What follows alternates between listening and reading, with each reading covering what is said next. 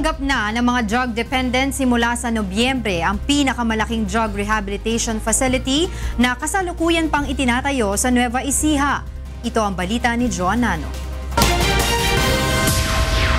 Bubuksan na ng Department of Health sa Nobyembre ang Mega Drug Rehabilitation Facility na kasalukuyang itinatayo sa loob ng Fort Magsaysay sa Nueva Ecija.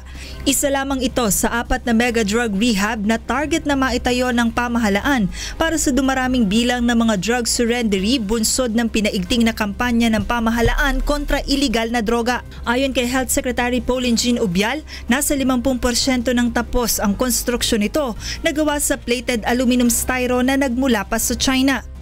These materials are being used in China as well as in Japan, and I've seen these prefab facilities actually being demonstrated in Haiyan affected areas.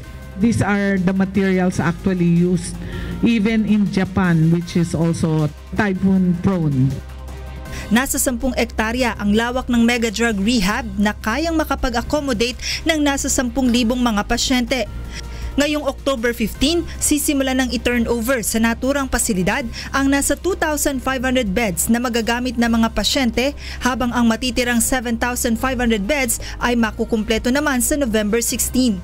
Sinimulang maitayo ang naturang Mega Drug Rehab noong July 2016 sa pamamagitan ng donasyon mula sa isang Chinese businessman.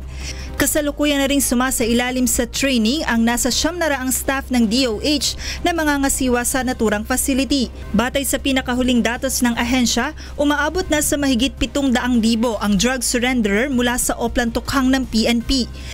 Samantala, aabuti naman ng nasa 10,000 piso kada buwan ang gagastusin para sa gamutan ng isang pasyente sa nasabing facility. Subalit paglilinaw ng DOH, hindi lahat ng pasyente ay kanilang sisingilin dahil magdedepende pa rin ang ahensya sa kapasidad ng mga ito na makapagbayad. The running of the treatment and rehabilitation, facility will be modeled after our existing treatment and rehab centers.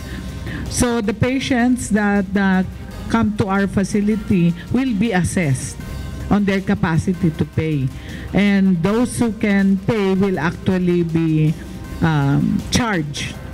Target ng DOH na maitayo ang 3 pang karagdagang Mega Drug Rehab Facility sa susunod na taon. Joan Nano, UNTV News and Rescue, Manila.